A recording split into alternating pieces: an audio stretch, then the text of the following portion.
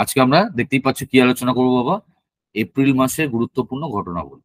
ঠিক আছে, তো এপ্রিল মাসের যে কোনো মাসে তোমরা জানো আমরা শুরুটা করি কি করে, সেই মাসের যে গুরুত্বপূর্ণ দিনগুলো থাকে সেটা নিয়ে আমরা শুরু করি। তারপর একাধিক আলোচনা আমাদের রয়েছে, অনেকগুলো পয়েন্ট আছে, সেগুলো নিয়ে আলোচনা করবো। তো তাহলে সবার আগে আমরা গুরুত্বপূর্ণ ঘটনাবলীর আগে কি আলোচনা করবো, গুরুত্বপূর্ণ দিবস যেটা আমরা করে থাকি। তাহলে ফাটাফাট একটু তোমরাও চেষ্টা করো লিখে নেওয়ার গুরুত্বপূর্ণ দিবস। ঠিক আছে, তাহলে এই গুরুত্বপূর্ণ দিবসের মধ্যে কি দেবে প্রথমত? যেমন পয়লা এপ্রিল তো দেবে না, এপ্রিল ফুল ডে। ঠিক আছে, এটা আমরা মজার জন্য দিই, কিন্তু এটা আমাদের জন্য দেবে না। ঠিক আছে, কি দিতে পারে? যেমন চৌঠা এপ্রিল, প্রথমেই লেখো চৌঠা এপ্রিল, 4th এপ্রিল।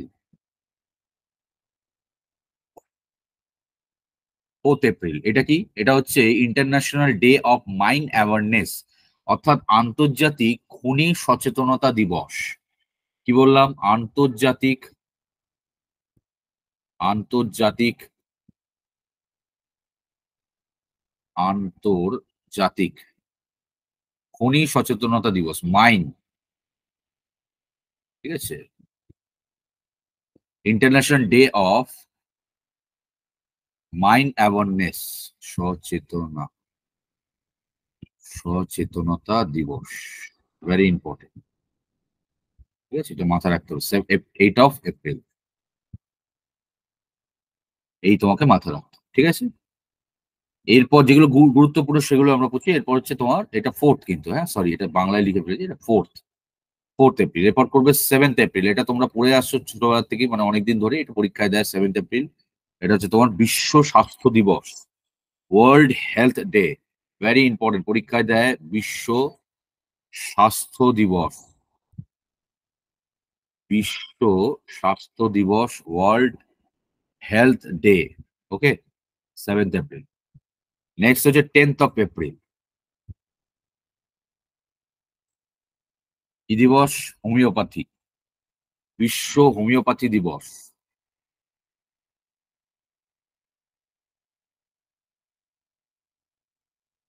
বিশ্ব হোমিওপ্যাথি দিবস, ইম্পর্টেন্ট।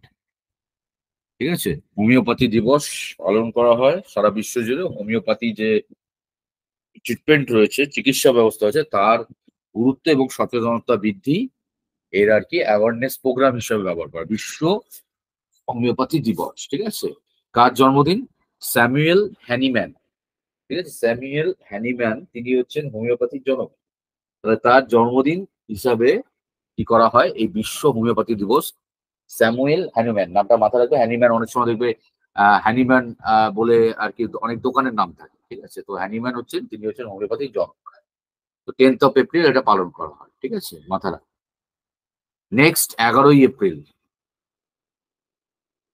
11ই এপ্রিল, এই যে এপ্রিল মাসটা আছে না, বিভিন্ন রোগ ভোগের আর কি মাস। অনেক ধরনের রোগ আর কি কি করা হয়, তার বিরুদ্ধে সচেতনতা আর কি প্রচার করা হয়। যেমন 11ই এপ্রিল হচ্ছে তোমার বিশ্ব পার্কিনসন দিবস, বিশ্ব পার্কিনসন পার্কিনসন দিবস। পার্কিনসন ডিজিজ নামটা হয়তো শুনেছো, অনেকের কাছে শোনা হতে পারে, অনেকের কাছে নাও জানা হতে পারে। একটু আলোচনা করে দিচ্ছি, এটাকে কিন্তু খুব গুরুত্ব দেওয়া হয়, পার্কিনসন। ঠিক আছে, পার্কিনসনস ডে। দেখো, পার্কিনসন হচ্ছে একটা অটো ইমিউন ডিজিজ। ঠিক আছে, অটো ইমিউন ডিজিজ যেগুলো হয় না, সেগুলো নার্ভ, আমাদের যে সেলগুলো আছে বা নার্ভাস সিস্টেম যেটা আছে সেগুলোকে আক্রমণ করে। তো এই পার্কিনসন ডিজিজে কি হয়, আমাদের যে নার্ভ সেলগুলো আছে, বিশেষত যে ব্রেনে আমাদের যে নার্ভ সেলগুলো থাকে সেগুলোকে ড্যামেজ করতে শুরু করে। এর ফলে কি হয়, আমাদের যে রেসপন্সিভ সিস্টেম যেটা থাকে শরীরে, সেটা ধীরে ধীরে নষ্ট হতে শুরু করে এবং ইমিউনিটিও দুর্বল হয়ে যায়। যে ইমিউনিটি সিস্টেম থাকে সেটা আর কি বিধ্বস্ত হয়ে যায় এবং নার্ভ প্রচন্ড ভাবে দুর্বল হয়ে যায়, শরীরে অঙ্গ প্রত্যঙ্গ দুর্বল হয়ে পড়ে এবং যার ফলে কি হয়, হাত পা কাঁপতে শুরু করে। ঠিক আছে, মানে মারাত্মক ভাবে সবসময় দেখবে মাথা হাত পা কাঁপছে। এবং যেহেতু সবার আগে অ্যাটাক করে ব্রেন আর কি যে সেল গুলো থাকে, তাহলে যে মেমোরি পাওয়ার সেটাও কিন্তু লস হয়ে যায়। এই পার্কিনসন ডিজিজ কিন্তু মানে এইটা হয় প্রথমত নার্ভাস সিস্টেমের ড্যামেজের ফলে হয়। ধরো অত্যাধিক পরিমাণে যদি যারা ধরো ব্রেনের আর কি এক্সারসাইজ করে, মানে ব্রেনকে আর কি বেশি চিন্তা করে বেশি ভাবে, তাদের ব্রেনের যে সেলগুলো থাকে তারা তাদের যে স্বাভাবিক কর্মক্ষমতা হারিয়ে ফেলে। বা যদি ধরো অনেক সময় হয় মাথায় যদি প্রচুর আঘাত লাগে, ঠিক আছে, যেমন ধরো যারা মুষ্টিযোদ্ধা হয়, যারা বক্সার হয়, তাদের অনেক সময় কি হয়, ব্রেন ড্যামেজ হয়, ঠিক আছে, মাথার মধ্যে চোটপোট লাগে। বা ফিজিক্যাল কন্ট্যাক্ট গেমে যারা থাকে আর কি, কন্ট্যাক্ট গেম গুলো যারা খেলে, তাদের মাথায় অনেক সময় চোট লাগে, তো তাদের কিন্তু এই পার্কিনসন ডিজিজ হওয়ার একটা ব্যাপকতর সম্ভাবনা দেখা যায়।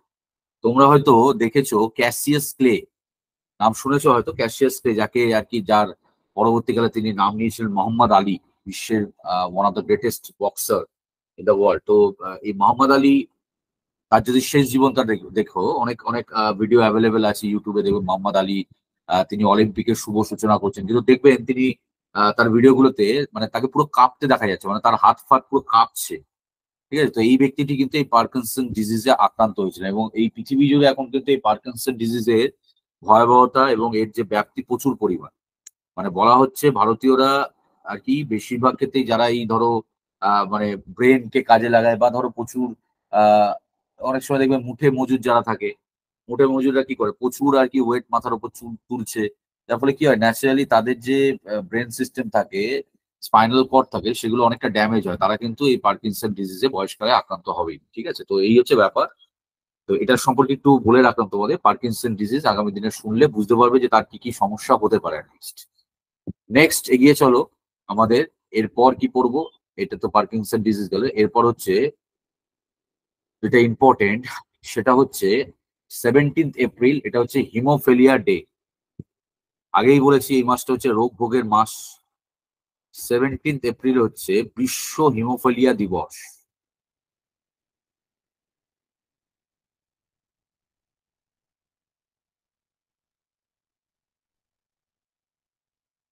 বিশ্ব হেমোফেলিয়া দিবস। হেমোফেলিয়া নাম নিশ্চয়ই শুনেছো, শোনা তো, হেমোফেলিয়া আশা করি শোনা, তাই তো। হিমোফেলিয়া শুনেছো তো, আমার কথা সবাই শুনতে পাচ্ছ তো? হ্যাঁ স্যার শুনেছি। হ্যাঁ, আমি ভাবলাম আবার নেটওয়ার্ক চলে গেল নাকি, আমি এরকম রেডিওর মতো বলে যাচ্ছি, তোমরা নির্বাক শ্রোতা হয়ে শুনে যাচ্ছ। যাই হোক, হিমোফেলিয়া নিশ্চয়ই শুনেছে। হিমোফেলিয়া রোগে যারা আক্রান্ত হয়, তাদের যে স্বাভাবিক যে রক্ত তঞ্চন প্রক্রিয়া থাকে, সেটা কি হয়, ব্যাহত হয়। মানে আমাদের কি হয়, কোনো জায়গায় কেটে গেলে ইনিশিয়ালি হয়তো রক্ত বেরাতে থাকে, কিন্তু একটা সময় গিয়ে কি করে, সেটা রক্ত তঞ্চিত হয়, যার ফলে রক্তটা কখনো কখনো গিয়ে স্টপ হয়, যদি অত্যাধিক ভাবে আর কি ক্ষতিগ্রস্ত না হয়, সেটা আলাদা বিষয়। তো এই হিমোফিলিয়া রোগী যারা থাকে, তাদের এই রক্ত কিন্তু তঞ্চিত হয় না, মানে ব্লাড ক্লটিংটা কিন্তু কি হয়, তাদের ব্যাঘাত ঘটে, যার ফলে প্রচুর পরিমাণে রক্ত বেরাতে থাকে, এবং একটা সময় অত্যাধিক আর কি রক্ত নিঃসরণের ফলে তার মৃত্যু পর্যন্ত করতে পারে। খুবই ডেঞ্জারাস একটা রোগ, ঠিক আছে। তো সারা বিশ্ব জুড়ে এই হিমোফিলিয়া আর কি যে রোগ রয়েছে, তার আর কি বিরুদ্ধে সচেতনতা বৃদ্ধি, এবং এর আর কি কিভাবে যারা এই রোগে আক্রান্ত তাদের কিভাবে ভালো রাখা হয়, তার আর কি কি করা হয়, প্রচার করা হয়, ঠিক আছে। নেক্সট হচ্ছে 19 এপ্রিল, 19 এপ্রিল, সেটা হচ্ছে ওয়ার্ল্ড লিভার ডে। 19 এপ্রিল হচ্ছে বিশ্ব যকৃৎ দিবস।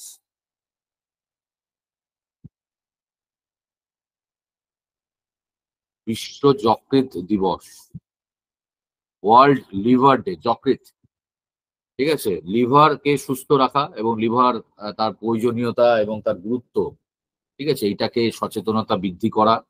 এবং বিশ্বজুড়ে অনেকেই থাকে, তারা লিভারের বিভিন্ন রোগে আক্রান্ত থাকে, এবং পরবর্তীকালে হয়তো লিভার ফাংশনিং ঠিকঠাক না হলে তার স্বাভাবিক জীবনযাত্রা ব্যাহত হয়, এবং একটা সময় হয়তো জীবন সংকটও আসতে পারে। তো যকৃৎ খুবই, লিভার খুবই গুরুত্বপূর্ণ একটা অংশ। অনেক সময় ট্রান্সপ্ল্যান্টও করা হয়, লিভার ট্রান্সপ্ল্যান্ট করা হয় অনেক ব্যক্তি, দেখবে অনেক সময় অ্যাডভার্টাইজমেন্টও দেওয়া হয়, ঠিক আছে, যে খুব দুরূহ রোগে আক্রান্ত, লিভার ট্রান্সপ্ল্যান্ট করতে হবে। তো লিভার খুবই গুরুত্বপূর্ণ অঙ্গ, এবং এটাকে কিভাবে সুস্থ রাখা যায়, স্বাভাবিক রাখা যায়, সেই সম্পর্কিত আর কি নির্দেশাবলী বা সেই সম্পর্কিত সচেতনতা এই দিনে আর কি ছড়ানো হয়। এখন এই যে এই সময় দাঁড়িয়ে আমাদের যে বিভিন্ন অঙ্গ প্রত্যঙ্গ যেগুলো রয়েছে, ঠিক আছে, সেগুলোকে কিন্তু বিশাল গুরুত্ব দেওয়া হচ্ছে। হ্যাঁ, মানে বিভিন্ন ক্ষেত্রেই। যেমন আমি যদি বলি তোমাদের, এটা যখন পড়লে তাহলে বলো দেখি, ওয়ার্ল্ড হার্ট ডে কবে? ওয়ার্ল্ড হার্ট ডে, বিশ্ব হৃদয় দিবস, সেটা হচ্ছে 29 সেপ্টেম্বর। ঠিক আছে, ওয়ার্ল্ড হার্ট ডে, বিশ্ব হৃদয় দিবস, বিশ্ব হৃদয় দিবস। ঠিক আছে, তো এরকম অনেক আর কি, এটা খুব কমন জিনিস, পরীক্ষা দেয়। তো এই টাইপের আর কি আমাদের যে গুরুত্বপূর্ণ অঙ্গগুলো আছে সেগুলোকে সুরক্ষিত করার জন্য এরকম দিবসগুলো বা সুরক্ষিত আর কি সচেতনতা বৃদ্ধি করার জন্য এগুলো করা হয়। ঠিক আছে, নেক্সট চলে আসে গুরুত্বপূর্ণ আরেকটা দিবস, 21 April, that is national civil service day. 21 April,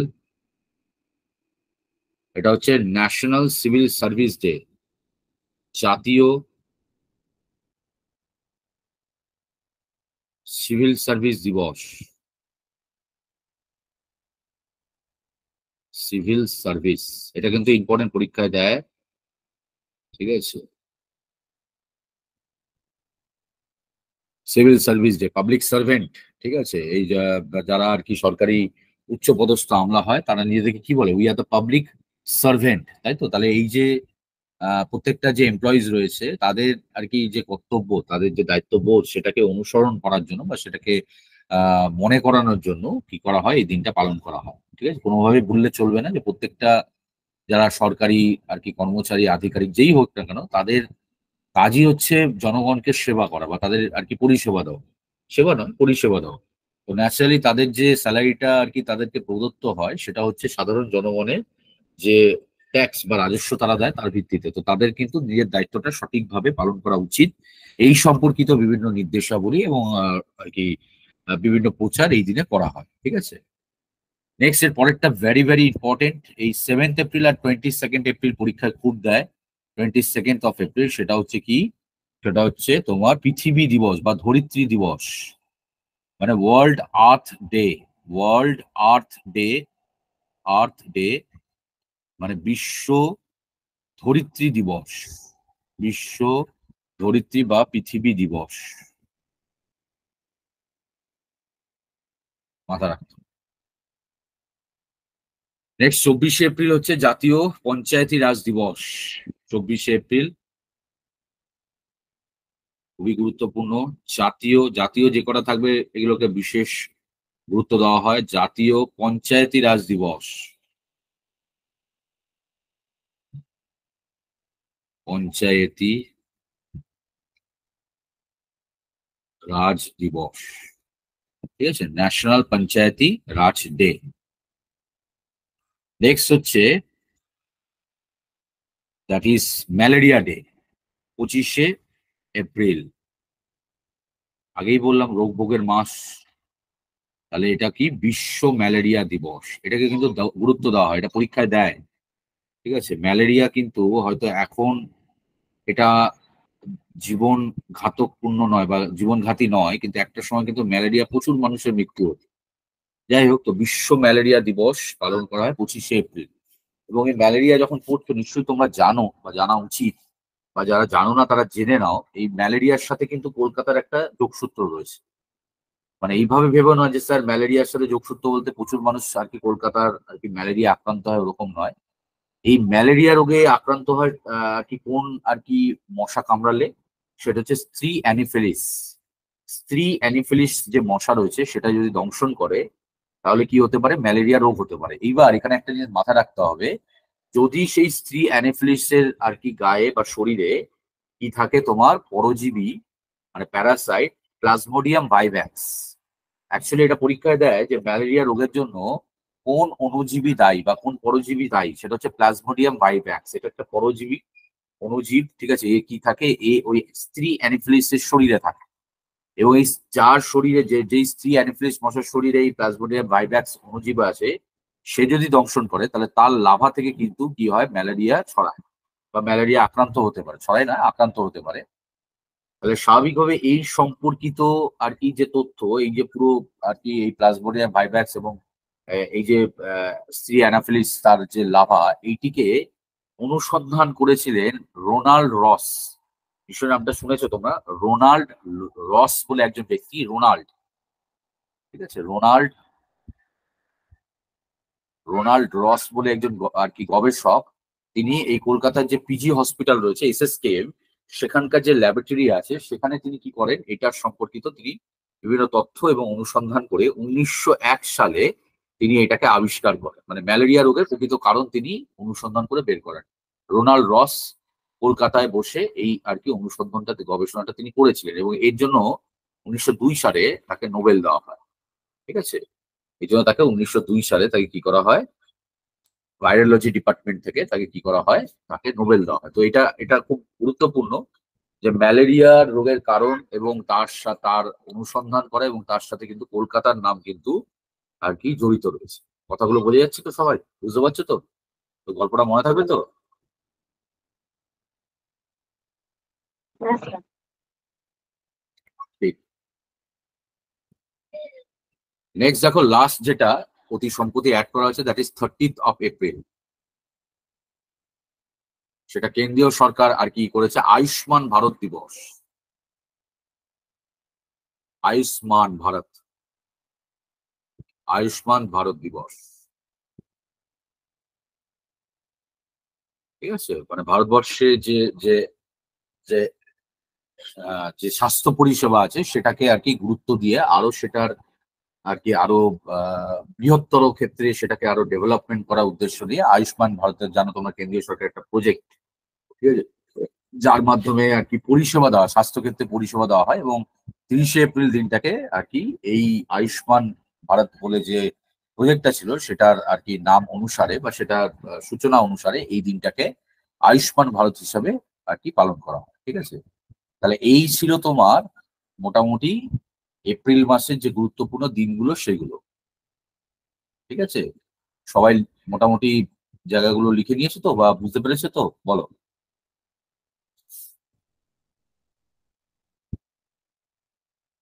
লিখে নিয়েছো সবাই?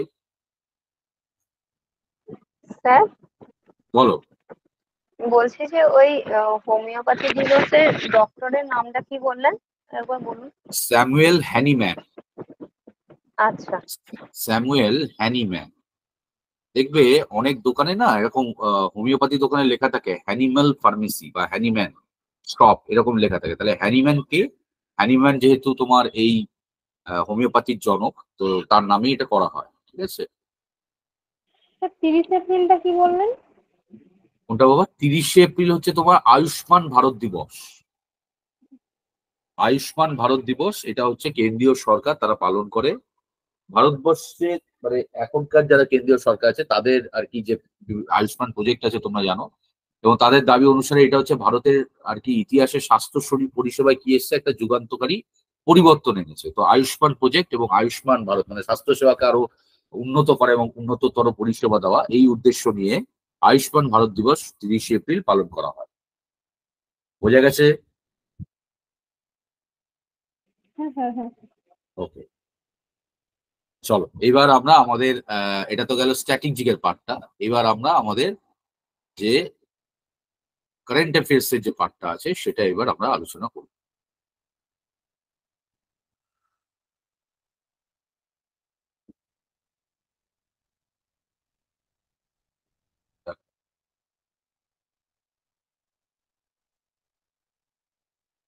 তাহলে কি বলছে? প্রথম প্রশ্ন দেখো, বিশ্বের সবচেয়ে উঁচু জৈন মন্দির জৈন টেম্পল কোথায় ভারতে নির্মিত হয়েছে? কি হবে উত্তর?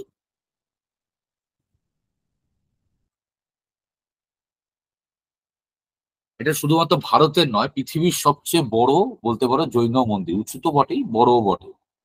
তাহলে এটা খুবই গুরুত্বপূর্ণ আর কি ঘটনা। ঠিক আছে, জৈন মন্দির বলে দিচ্ছে, আমাদের সাধারণত অযোধ্যার দিকে নজরটা থাকবে, তাহলে নজরটা হয়তো ওইভাবে প্রশ্নটা দিয়ে দিল। তাহলে উত্তরটা হচ্ছে মধ্যপ্রদেশ। মধ্যপ্রদেশ। মধ্যপ্রদেশে একটা জেলা আছে যার নাম হচ্ছে দামহ।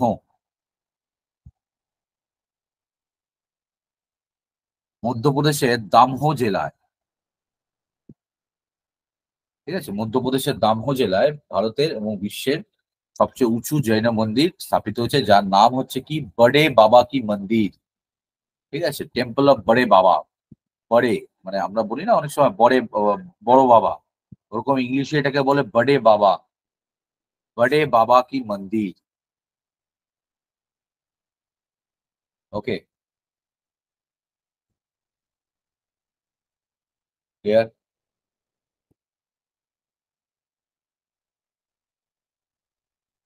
তাহলে এটা কার একই বড়ে বাবা বলতে এখানে কাকে বোঝা হচ্ছে? ঋষভনাথ, তোমরা নিশ্চয়ই জানো ঋষভনাথ। ঋষভনাথ হচ্ছে তোমার প্রথম তীর্থঙ্কর ছিল, তাই তো? জৈন ধর্মে প্রথম তীর্থঙ্কর ছিল ঋষভনাথ। বড়ে বাবা কি টেম্পল তার নামে কি করা হয়েছে, এটা খোলা হয়েছে। বোঝা গেল? কোথায় হচ্ছে? মধ্যপ্রদেশ। আচ্ছা আমাকে বলো দেখি, মধ্যপ্রদেশের মুখ্যমন্ত্রীর নাম কি?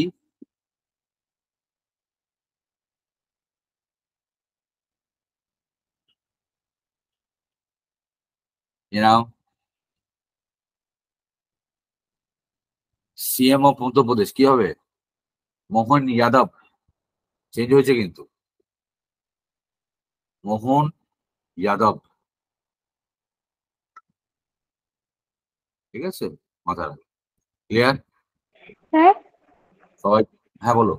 স্যার বলছি যে দেখে অনেকটাই তো জায়গায় চেঞ্জ হয়েছে স্যার। পরের মানে কারেন্ট অ্যাফেয়ার্স এর ডেটে যদি সিএম আর ওই আমাদের যে রাজ্যপাল গুলো আছে না প্রত্যেক রাজ্যের, ওইটা যদি একটু ক্লাসে আচ্ছা যদি একটু করান ভালো হয়। ঠিক আছে, তাহলে আমরা আমরা আমাদের যে স্ট্যাটিক জিকের যে পার্টটা পরের দিন করবো, তাহলে এটার উপরেই হবে। এবার দেখো, গভর্নর সব রাজ্যের লাগে না, যেগুলো যেগুলো গুরুত্বপূর্ণ আছে সেটার উপর আমরা একটা তাহলে আলোচনা করব। ঠিক আছে, এমনিতে পরিবর্তিত 4টে রাজ্যেরই হয়েছে, কিন্তু তাহলে ওটা আমাদের তোলা থাক, তাহলে একবার প্র্যাকটিসও হয়ে যাবে। তোমরা তোমাদের তরফ থেকে একটু দেখে রাখবে, এরপরে আমাদের যেদিকে সিএম এর কাজটা হবে একটু প্র্যাকটিস হয়ে যাবে, আর আমি তারপর এক্সট্রা যে জায়গাগুলো প্রয়োজন আছে আমি আলোচনা করে দেবো। ঠিক আছে, ঠিক চলো আছে স্যার। নেক্সট।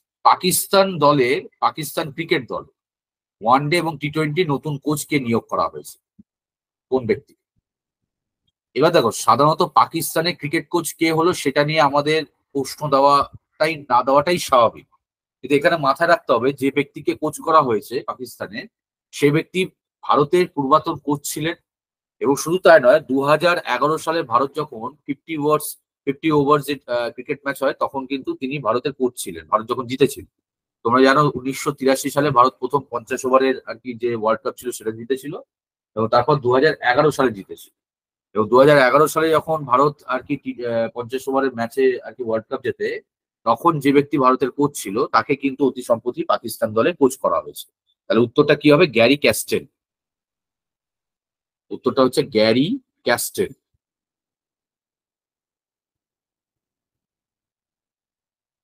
গ্যারি ক্যাস্টেল, অজফলা আকার দন্ত ছয়টা দন্ত।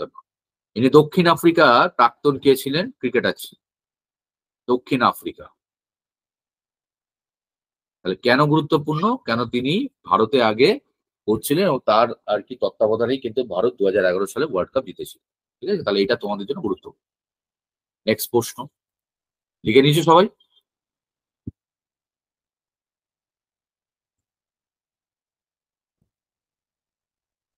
নেক্সট যে প্রশ্নটা রয়েছে সেটা প্রশ্নর মতো হয়নি, উত্তর হয়ে গেছে।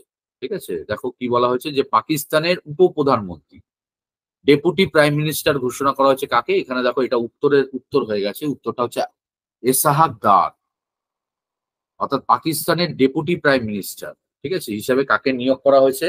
ইসাহাক দার বলে একজন ব্যক্তিকে। এবার স্বাভাবিকভাবে প্রশ্নটা তৈরি করার ছিল, কিন্তু উত্তর আর কি তোমাদের সামনে চলে এসেছে। এবার এর এর সাপেক্ষে আমি একটা এক্সট্রা কোশ্চেন করছি। বলো দেখি, পাকিস্তানের প্রধানমন্ত্রীর নাম কি এই মুহূর্তে? ওদের আবার প্রধানমন্ত্রী পরিবর্তিত হতে থাকে। ঠিক আছে, মানে নিজেদের দেশে কে প্রধান হবেন সেটাই ওরা নির্বাচন করতে পারে না, আবার ওদের কাশ্মীর চাই। ঠিক আছে, তাহলে কি হবে? পাকিস্তানের এই মুহূর্তে প্রধানমন্ত্রীর নাম কি বলতে পারবে? শাহবাজ শরীফ। পাকিস্তানের এই মুহূর্তে প্রধানমন্ত্রী হচ্ছে কে? শাহবাজ শাহবাজ শরীফ। শাহবাজ শরীফ, সরি, শরীफ। काम শরীফ वाला না হো, লেকিন নাম শরীফ হোনা চাহিয়ে, ওরকম ব্যাপার। এই হচ্ছে পাকিস্তানের অবস্থা। বোঝা গেল? হ্যাঁ স্যার, হ্যাঁ। ঠিক।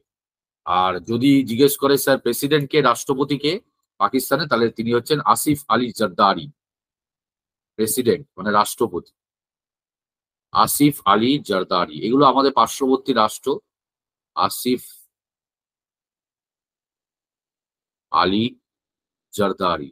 আমাদের পার্শ্ববর্তী রাষ্ট্র যেগুলো রয়েছে সেগুলো সম্পর্কে আমাদের একটু খোঁজ খবর রাখতে হয়, পরীক্ষা দিয়ে দেওয়া অনেক সময়। আসিফ আলী জারদারি, ঠিক আছে। পাকিস্তানের ক্যাপিটালের নাম কি আমাকে বলো, রাজধানীর নাম কে বলবে? ইসলামাবাদ। ইসলামাবাদ, ঠিক। ঠিক আছে, অনেক সময় স্টুডেন্টরা এটা করাচি করে বসে, যেহেতু করাচিটা তাদের খুবই আর কি বিখ্যাত অঞ্চল আর কি, নাম শোনা যায়। তাহলে মাথায় রাখতে হবে পাকিস্তানের রাজধানী কিন্তু ইসলামাবাদ। আচ্ছা, নেক্সট 4 নম্বরের প্রশ্ন দেখো। সদ্য প্রকাশিত অস্ট্রেলিয়ান ক্রিকেটার সেন ওয়াটসন 2 বছর আগে তিনি রিটায়ারমেন্ট নিয়েছেন, একজন বিখ্যাত অলরাউন্ডার ক্রিকেটার আর কি ছিলেন। অস্ট্রেলিয়ার হয়ে তিনি রিপ্রেজেন্ট করতেন এবং ক্রিকেটে আইপিএল এ যদি বলো তাহলে সিএসকে হয়ে তিনি দীর্ঘদিন খেলেছেন। তো অতি সম্প্রতি তিনি তার আর কি লেখা অটোবায়োগ্রাফি আর কি সেটা প্রকাশিত করেছেন, সেই বইয়ের নাম কি? তাহলে সেই বইয়ের নাম হচ্ছে উইনার্স মাইন্ডসেট। মানে এটাকে বাংলায় উচ্চারণ করে লিখতে পারো, কিন্তু এটা উইনার্স মানে বিজয়ী যে হয়, winners mindset, MINDSET। Winners mindset মানে এরকমই উচ্চারণটা হবে, উইনার্স মাইন্ডসেট। উইনার্স মানে বিজয়ী, মাইন্ডসেট মানে হচ্ছে মানসিকতা, অর্থাৎ যারা বিজয়ী হয় তাদের যে মাইন্ডসেটটা থাকে সেটা তিনি সেখানে তুলে ধরার চেষ্টা করেছেন তার মাধ্যমে, তার লেখনীর মাধ্যমে। এটা অবশ্যই গুরুত্বপূর্ণ।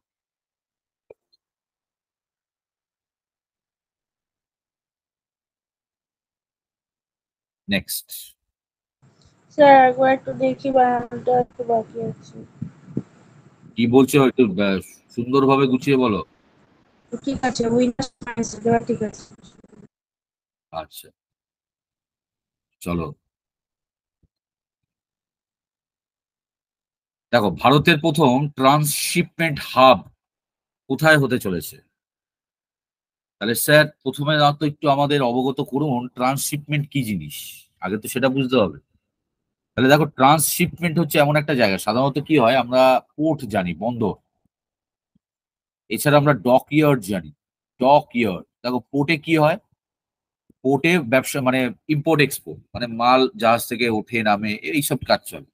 ডকইয়ার্ড কি থাকে, ডকইয়ার্ড হচ্ছে যেখানে জাহাজ আর কি কি করে রেস্ট নেয় বা রিপেয়ারিং হয়, সেটাকে বলে ডকইয়ার্ড। মানে পোর্টের পেছনে একটা বৃহত্তর অংশ জুড়ে ডকইয়ার্ড থাকে।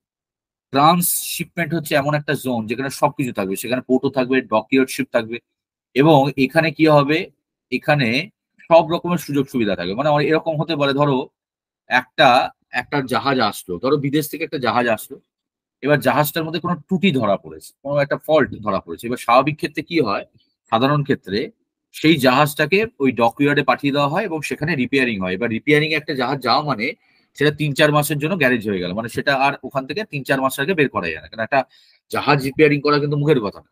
তাহলে এরপরে কি হয়, যেসব কোম্পানিগুলো থাকে তারা একটা হিউজ লস আর কি ফেস করে। এই ট্রান্সশিপমেন্টে কি থাকবে, মানে এইখানে এই টাইপের যে ট্রান্সশিপমেন্ট গুলো থাকে, এখানে রেডিমেড জাহাজ তৈরি থাকে। ধরো কোনো বাইরের দেশ থেকে একটা জাহাজ এসেছে এবং সেখানে ত্রুটি ধরা পড়লো, তাহলে তার বিকল্প হিসাবে সে জাহাজ নির্বাচিত করতে পারবে অবশ্যই টাকার বিনিময়, এবং সে সময়টা বাঁচাতে পারবে। মানে ধরো আমার আমার গাড়িটা খারাপ হয়েছে, আমি কি করলাম, সেই গাড়িটাকে জমা রেখে গেলাম, হ্যাঁ 2 মাস 3 মাস যাই লাগুক, তার বিকল্প আমি একটা গাড়ি নিয়ে চলে গেলাম, ঠিক আছে, ভাড়াতে অবশ্যই। তাহলে এরকম একটা জোন, মানে ওখানে রেডিমেড আর কি শিপ তৈরি করারও আর কি ফ্যাসিলিটি থাকবে, প্লাস রিপেয়ারিং থাকবে, সেখানে ইম্পোর্ট এক্সপোর্ট সব হবে, একটা বিশাল বড় একটা আর কি প্রজেক্ট বলতে পারো। তাহলে এটাকে বলছে ট্রান্সশিপমেন্ট, এটা ভারতের প্রথম। এর আগে ভারতে এরকম কনসেপ্ট আসেনি। স্যার এটা তো কেরালার এই কোচিতে যে, হয়েছিল। হ্যাঁ বলো, কেরলের কোথায়? কোচিতে।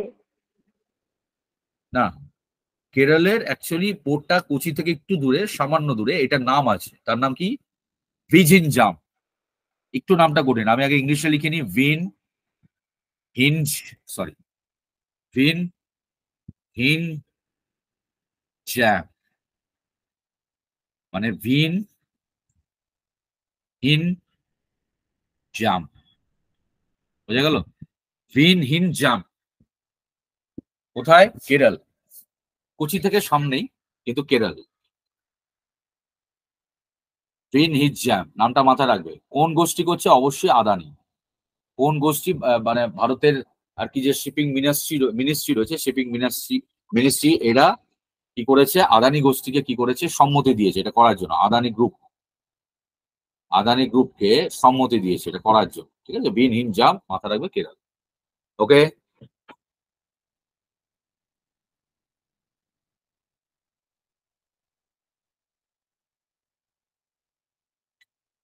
চলো, সবাই লিখে নিয়েছো তো? হ্যাঁ স্যার। ভেরি গুড, চলে আসো। পরের প্রশ্ন, আইসিসি ক্রিকেট টি-20 টুর্নামেন্ট, যেটা এই পরের মাস থেকে জুন থেকেই শুরু হবে, এর 2024-এর কি করা হয়েছে? ভারতীয় রাষ্ট্রদূত কোন ব্যক্তিকে, মানে কোন ক্রিকেটারকে আর কি ভারতীয় রাষ্ট্রদূত, মানে সরি, ভারতীয় কাকে এই ক্রিকেটের রাষ্ট্রদূত হিসাবে, মানে ব্র্যান্ড অ্যাম্বাসাডার ঘোষণা করা হয়েছে? কি হবে?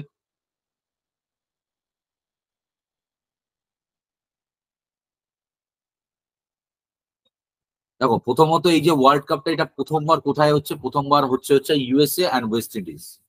এটা একটু মাথা রাখবে, ঠিক আছে? মানে এই যে টি-20 ওয়ার্ল্ড কাপের কথা আমরা বলছি, হ্যাঁ, সেটা কি হচ্ছে, সেটা কোথায় অনুষ্ঠিত হতে চলেছে পুরুষদের?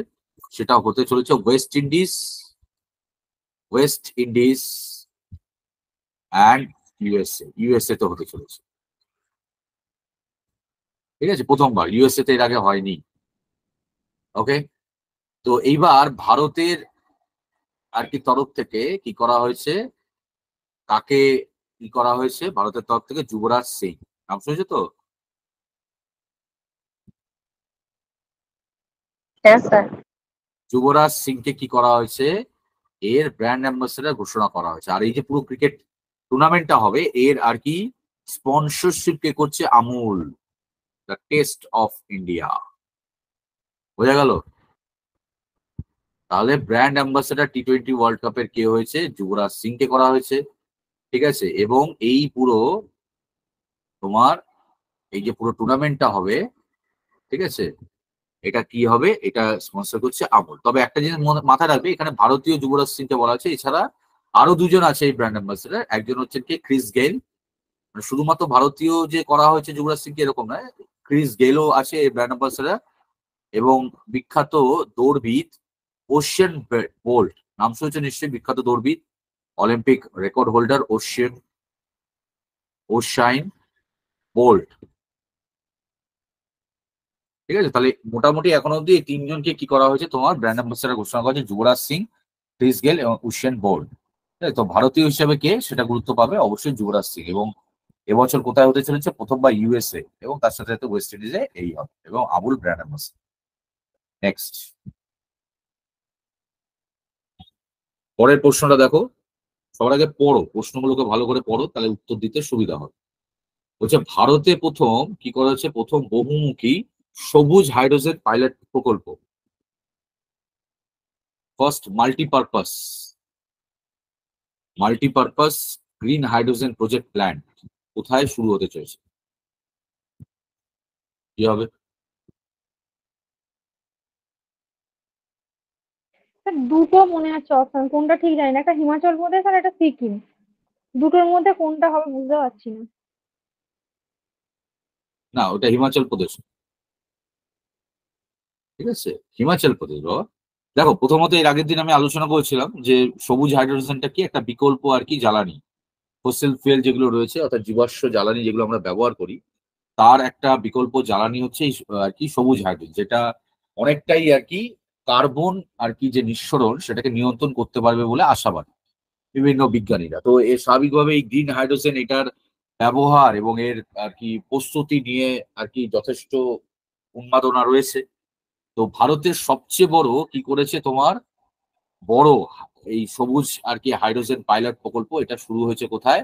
নাফতা ঝাড়কি, নিশ্চয়ই তোমরা শুনেছো, নাফতা ঝাড়কি একটা বিখ্যাত, ঠিক আছে? নাফ সরি নাফথা নাফতা ঝাঁকড়ি,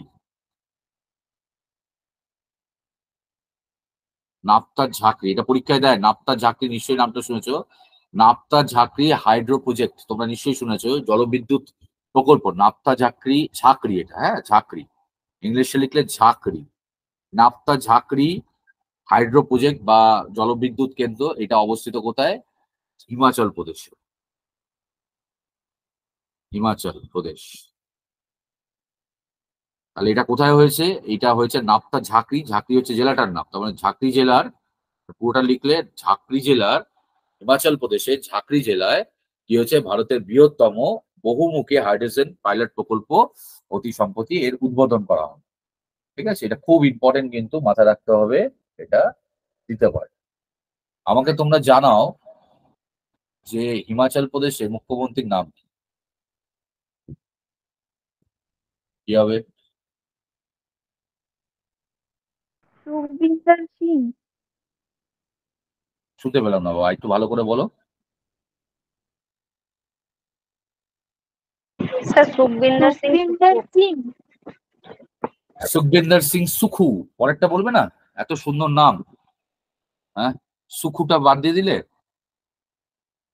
সুখবিন্দর সিং সুখু, তাই তো? সুখবিন্দর সিং সুখু। চলো, লরিয়াস স্পোর্টসম্যান অ্যাওয়ার্ড জিতলেন কোন টেনিস প্লেয়ার? অনেকজনই জেতে লরিয়াস যে স্পোর্টসম্যান অ্যাওয়ার্ড, সেটা হচ্ছে বলতে পারো ইন্টারন্যাশনাল আর কি স্পোর্টস যে অ্যাওয়ার্ড গুলো রয়েছে তার মধ্যে সবচেয়ে আর কি সম্মানীয়। তো এবছর সেটা কে জিতেছে, কোন প্লেয়ার জিতেছে, কোন টেনিস প্লেয়ার? সেটা হচ্ছে নোভাক জোকোভিচ। কে জিতেছে? নোভাক জোকোভিচ। নোভাক জোকোভিচ নাম শুনেছে তো? হ্যাঁ স্যার। কে বাবা?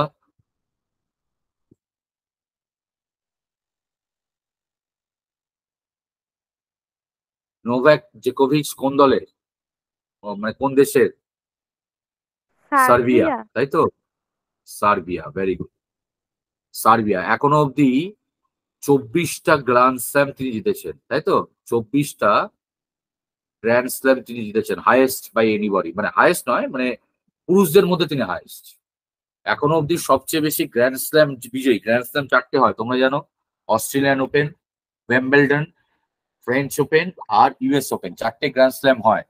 মানে টেনিসে, লং টেনিসে সবচেয়ে বড় যে টুর্নামেন্ট তাকে বলা হয় গ্র্যান্ড স্ল্যাম। তাহলে এই গ্র্যান্ড স্ল্যাম সবচেয়ে বেশি জেতার রেকর্ড কোন পুরুষের আর কি ঝুলিতে রয়েছে? সেটা হচ্ছে নোভাক জোকোভিচ। তারপরে হচ্ছে রাফাইল নাদাল, 22টা। কিন্তু ওভারঅল যদি দেখো, সবচেয়ে বেশি এখনো অব্দি গ্র্যান্ড স্ল্যাম জেতার রেকর্ড রয়েছে সেরেনা উইলিয়ামস।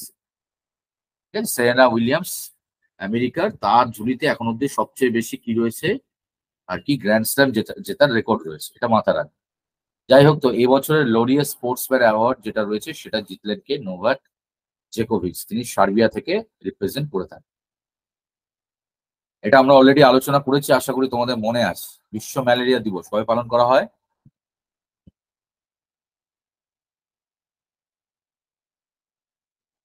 25শে এপ্রিল। 25শে এপ্রিল। বাহ, ভেরি গুড,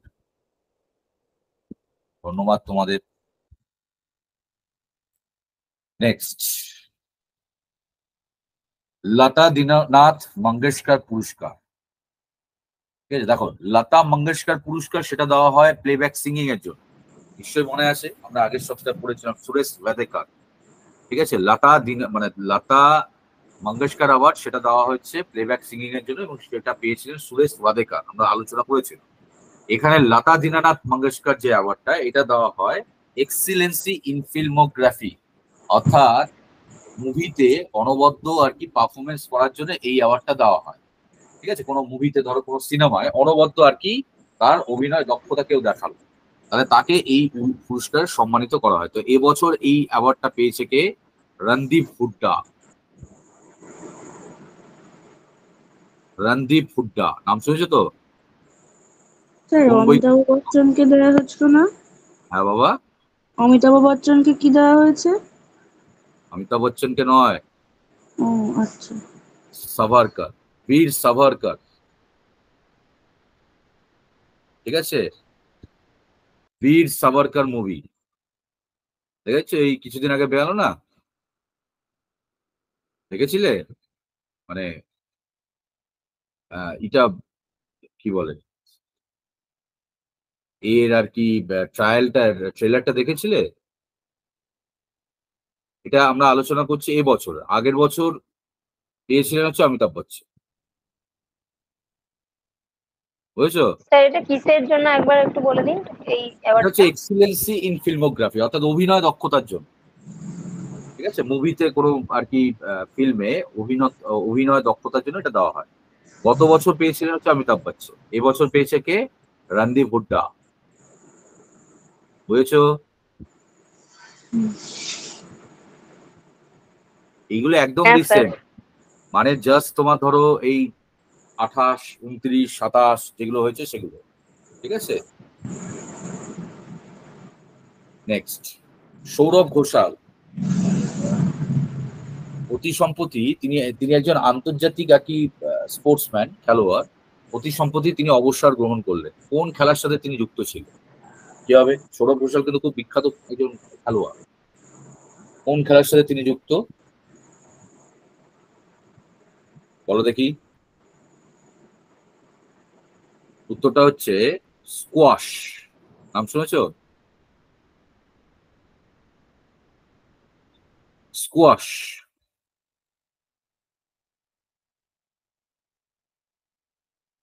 কি হবে উত্তর? স্কোয়াশ।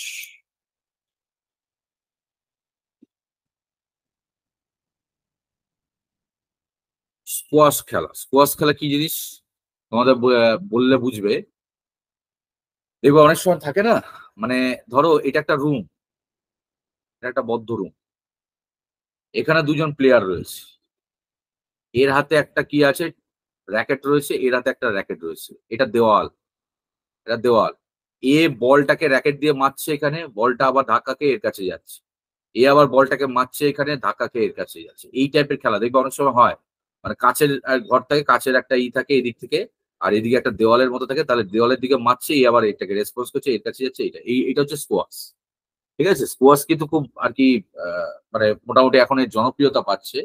তো সৌরভ ঘোষাল হচ্ছে এই খেলার একজন বলতে পারো বড় মাপের খিলাড়ি, নাম করা। ঠিক আছে, এছাড়া আরো একজন বিখ্যাত প্লেয়ার আছে স্কোয়াশ প্লেয়ার, তার নাম হচ্ছে দীপিকা পিল্লিকাল। ঠিক আছে, নাম শুনেছো নাকি জানি না, লিখে নিতে পারো, দিতে পারে। অনেক সময় দেয় না তোমাদের একটা সেগমেন্ট থাকে, দেখবে কোন খেলোয়াড় কোন খেলার সাথে যুক্ত, কোন খেলোয়াড়। তো দীপিকা পিল্লিকাল, পিল্লিকাল, দীপিকা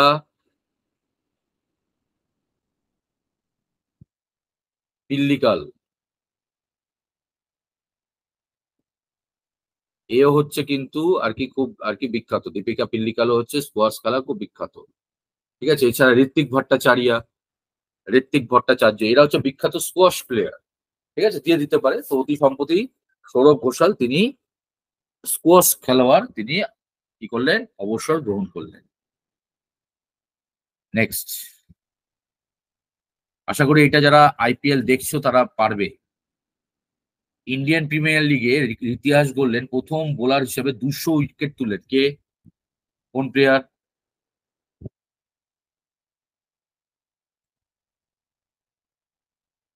বলো। আজকে কি আমাদের আইপিএল যারা দেখো তারা নেই? উত্তরটা হচ্ছে ইউজবেন্দ্র চাহাল। নাম শুনেছো নিশ্চয়ই, চাহাল, তাই তো?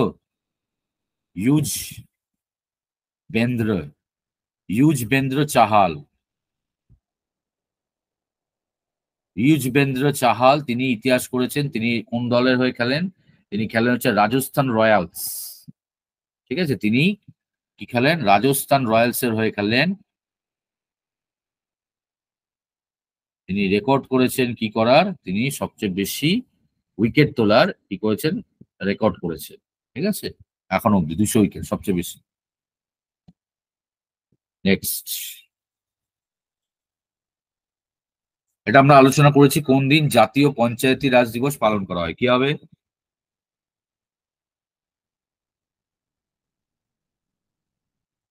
উত্তরটা হচ্ছে 22শে 24শে এপ্রিল। এপ্রিল। 24শে এপ্রিল, আজকে তো আলোচনা করলাম আমরা। ঠিক আছে, যদি হ্যাঁ স্যার, ভুলে গিয়ে থাকো। ভুলে গেছি। হ্যাঁ হ্যাঁ হ্যাঁ, হ্যাঁ, না না, ঠিক আছে। এপ্রিলটা মনে আছে, ডেটটা ভুলে গেছি। আচ্ছা ঠিক আছে, করতে করতেই হবে। এখানে ভুল বললে অসুবিধা নেই, সংশোধিত হবে, কিন্তু পরীক্ষার হলে যেন ভুল না করে, সাবধান থাকে।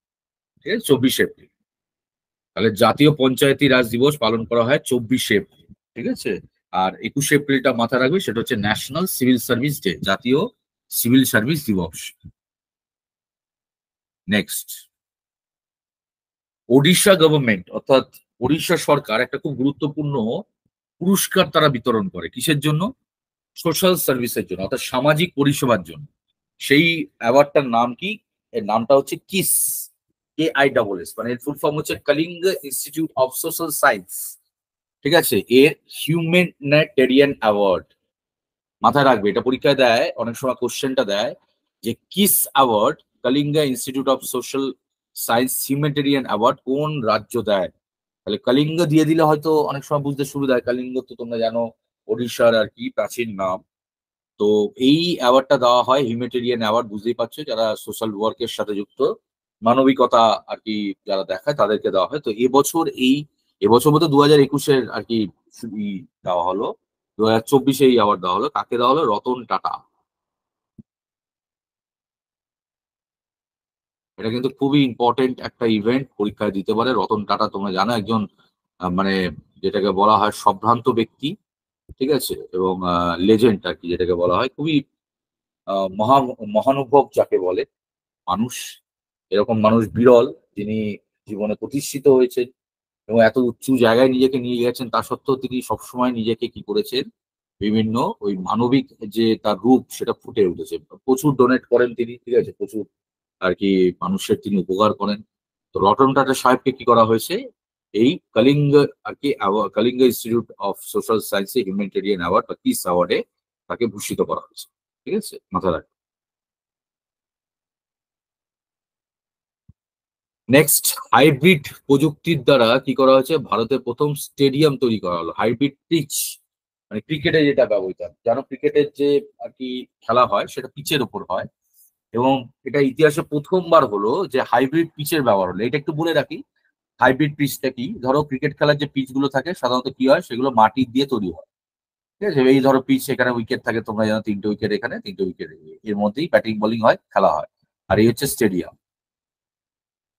এবার অনেক সময় কি হয়, বৃষ্টি পড়লে কি হয়, সবচেয়ে বেশি ক্ষতিগ্রস্ত পিচ হয়, এটা তো মাটির থাকে।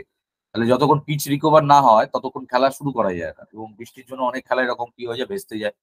তাহলে এটা একটা হাইব্রিড পিচ প্রযুক্তি করা হয়েছে, যার মাধ্যমে এই পিচের নিচে একটা প্লাস্টিকের ব্যবহার শুরু হয়েছে, মানে প্লাস্টিক, হাই টেকনোলজির প্লাস্টিক ব্যবহার শুরু হয়েছে। যার ফলে কি হচ্ছে, যদি কখনো বৃষ্টিও হয় তাহলে সেই বৃষ্টির দ্বারা এই পিচটা সেভাবে আক্রান্ত হবে না, মানে পিচটা সেভাবে ক্ষতিগ্রস্ত হবে। মানে সোজা কথা, হাইব্রিড পিচ বলতে এখানে ওই প্লাস্টিকের একটা আস্তরণ নিচে দেওয়া হচ্ছে, একটা চাদর টাইপের দিয়ে দেওয়া হচ্ছে, যার ফলে কি হচ্ছে, জল যদি কখনো পিচের উপর পড়েও তাহলে সেটা কি করবে, সেটা বেশিক্ষণ স্থায়ী হবে না এবং সেটাকে সহজে সরিয়ে দেওয়া হয়। তো এরকমই একটা প্রযুক্তি, এটা হাইব্রিড পিচ। এর ব্যবহার প্রথম শুরু হয়েছে ভারতের ধর্মশালা স্টেডিয়াম, ধর্মশালা, হিমাচল প্রদেশ, ধর্মশালা স্টেডিয়াম। বোঝা গেল হাইব্রিড পিচ মানে ওই পিচের মধ্যে কি করা হয়েছে, পিচের যে আর কি যে মাটির যে স্তরটা থাকে তার নিচে একটা প্লাস্টিকের আর কি আবরণ দেওয়া হচ্ছে, যাতে কোনোভাবে যদি কখনো বৃষ্টিপাত হয় তাহলে সেটা খেলা যাতে ভেস্তে না যায় বা আটকে না যায়। কোথায় ব্যবহার করা? ধর্মশালা স্টেডিয়াম। এটা কিন্তু খুবই গুরুত্বপূর্ণ, ভারতের ইতিহাসে এর আগে এরকম টাইপের প্রযুক্তির ব্যবহার কোনোদিনও হয়, this is the first time. Clear সবার কাছে?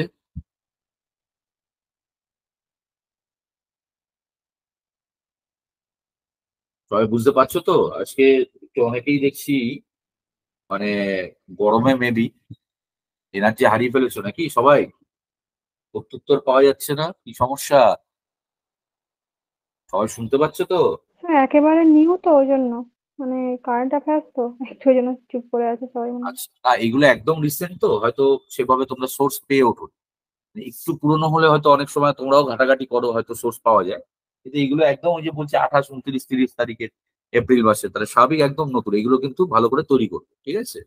নেক্সট দেখো, যেহেতু আইপিএল খেলাটা চলছে, আইপিএল থেকে কিন্তু কোশ্চেন দেওয়ার সম্ভাবনা থাকে, জনপ্রিয় একটা টুর্নামেন্ট। তো এই আইপিএল এ এটা রেকর্ড করা হয়েছে কোন দল আর কি নিজেদের সর্বোচ্চ স্কোর তারা স্থাপন করেছে, মানে আইপিএল হিস্ট্রিতে সবচেয়ে বেশি রানে আর কি রেকর্ড স্থাপন করেছে কোন দল, কি হবে? আইপিএল খেলা আমার মনে হয় আজকে ছেলেগুলো কম আছে, যারা একটু দেখে, ছেলেরা একটু বেশি এই খেলার দিকে প্রতি আকৃষ্ট হয়, স্বাভাবিক ব্যাপার। উত্তরটা হচ্ছে সানরাইজার্স হায়দ্রাবাদ। সানরাইজেস হায়দ্রাবাদ, নাম শুনেছেন নিশ্চয়ই টিমটা, হায়দ্রাবাদ, হ্যাঁ, ঠিক সেটা আছে। হ্যাঁ, সানরাইজার্স হায়দ্রাবাদ তারা অতি সম্প্রতি, তাদেরই আগের রেকর্ড ছিল 287, এই 277, ঠিক আছে, সেটাকে তারা ব্রেক করে 286 করেছে। অর্থাৎ আইপিএল হিস্ট্রিতে আজ পর্যন্ত এত আর কি রান হয়নি যে 20 ওভার্স এর ম্যাচে 286 রান করছে। তার বিরুদ্ধে করলো আরসিবি, রয়্যাল চ্যালেঞ্জার্স ব্যাঙ্গালোর। ঠিক আছে, তাহলে উত্তরটা কি হবে? আইপিএল ইতিহাসের সর্বোচ্চ দলীয় স্কোরে নিজস্ব রেকর্ড স্থাপন করলো কারা? সানরাইজার্স হায়দ্রাবাদ। তার বিরুদ্ধে, আরসিবির বিরুদ্ধে। কোথায় হলো? চেন্নাস্বামী স্টেডিয়াম। খেলাটা হয়েছিল কোথায়? বেঙ্গালুরুতে চেন্নাস্বামী স্টেডিয়ামে হয়েছিল।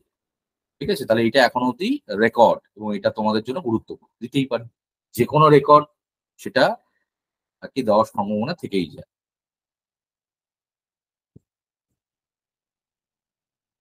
দেখো, ভারতীয় সেনাবাহিনী এবং উজবেকিস্তান সেনাবাহিনীর মধ্যে একটি যৌথ সামরিক মহড়া অনুষ্ঠিত হলো, এবং তার নাম কি?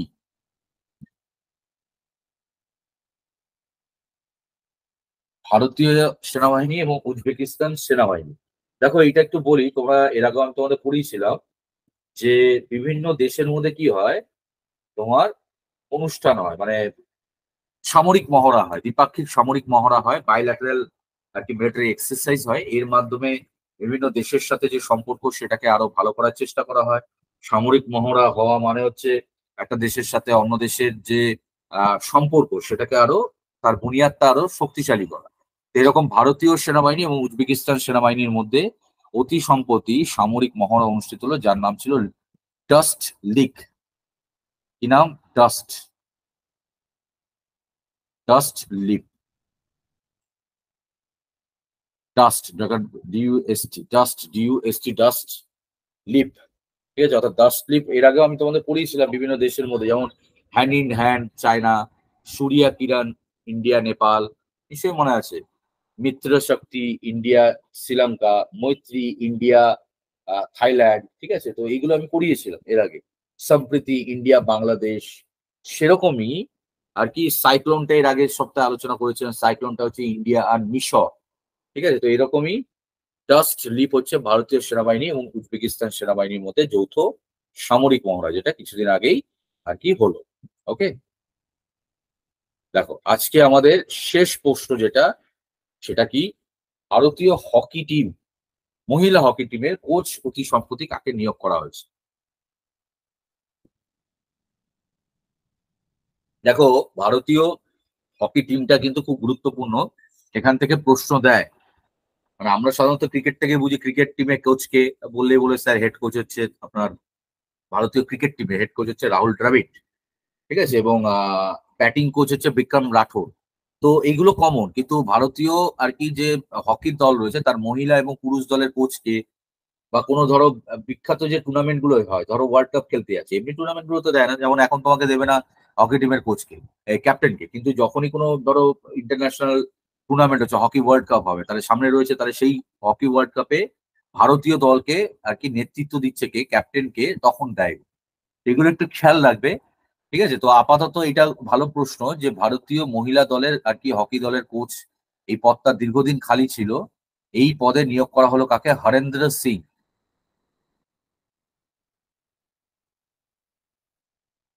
তাহলে হরেন্দ্র সিং, তিনি জাতীয় মহিলা দলের কোচ হিসাবে তাকে নিয়োগ করা হয়েছে। এবার স্বাভাবিকভাবে তাহলে জাতীয় পুরুষ দলের কি হবে? তাহলে জাতীয় পুরুষ হকি দলের কোচ, তার নাম কি? তার নাম হচ্ছে ক্রেগ ফুলটন। পুরুষ হকি দলের কোচ কে হচ্ছেন? Craig Fulton.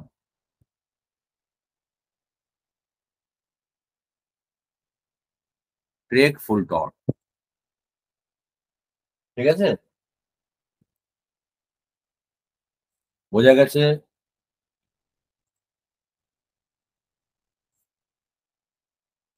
লিখে নিয়েছো হ্যাঁ সবাই? স্যার। কেউ কোনো জায়গা বাদ গেছে কারোর? স্যার 17 দাগটা একটু দেখি। 16? 17। 17? 17 হচ্ছে ভারতীয় সেনাবাহিনী এবং উজবেকিস্তান সেনাবাহিনীর মধ্যে কি করেছে, যৌথ সামরিক মহড়া আছে, তার নাম কি? সেটা হচ্ছে ডাস্ট লিপ। ঠিক আছে, 16টা একটু দেখবো। আইপিএল ইতিহাসে সর্বোচ্চ দলীয় স্কোরের রেকর্ড কার রয়েছে? উত্তরটা হচ্ছে সানরাইজার্স হায়দ্রাবাদ। কার বিরুদ্ধে? আরসিবির বিরুদ্ধে। রয়্যাল চ্যালেঞ্জার্স ব্যাঙ্গালোরের বিরুদ্ধে কোথায় হয়েছে? চেন্নাস্বামী স্টেডিয়ামে হয়েছে। ঠিক আছে আর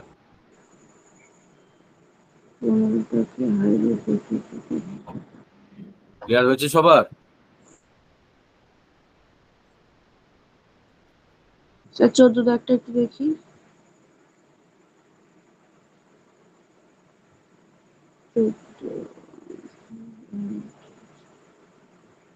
রতন টাটাজিকে কি করা হয়েছে? মর্যাদাপূর্ণ kiss award, Kalinga institute of social science for humanitarian award 2021 এটা প্রদত্ত করা হয়েছে। স্যার 13 লাখটা পঞ্চায়েতি রাজ দিবস। ঠিক আছে স্যার, ঠিক হয়ে গেছে। ওকে, আশা করি বাকিদেরও ক্লিয়ার আছে। ভালো করে পড়ো, এগুলো কিন্তু তোমাদের কাজে দেবে। সামনে ভোটটা মিটলে কিন্তু একাধিক পরীক্ষা রয়েছে, সুতরাং এখানে মানে ওই গাফিলতির কিন্তু জায়গাটা কম। এই সময়টাকে কাজে লাগাও যাতে পরীক্ষা ভোট শেষ হলেই যখন পরীক্ষাগুলো হবে তোমরা সম্পূর্ণভাবে প্রস্তুত থাকতে পারো। ঠিক আছে, চলো এই অবধি রইলো, আবার নেক্সট উইকে আমাদের দেখা হবে। ভালো থেকো সবাই, ধন্যবাদ। আর গরমে সবাই সুস্থ থেকো, সাবধানে থেকো, সুস্থ থেকো। টাটা। আপনি সাবধানে থাকবেন। হ্যাঁ বাবু, ধন্যবাদ, গুড নাইট।